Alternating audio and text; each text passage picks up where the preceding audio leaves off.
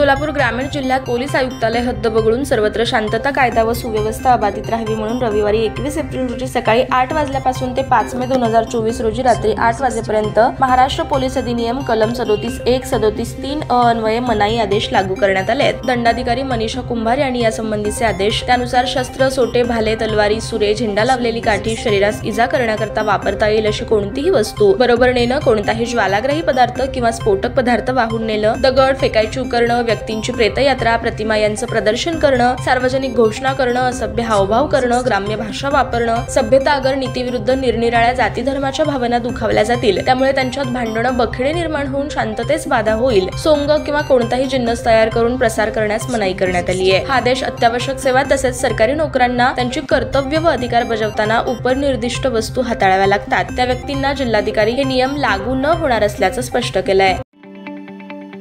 ताज्या बातम्या पाहण्यासाठी प्राईम महाराष्ट्र न्यूज चॅनलला सबस्क्राईब करा।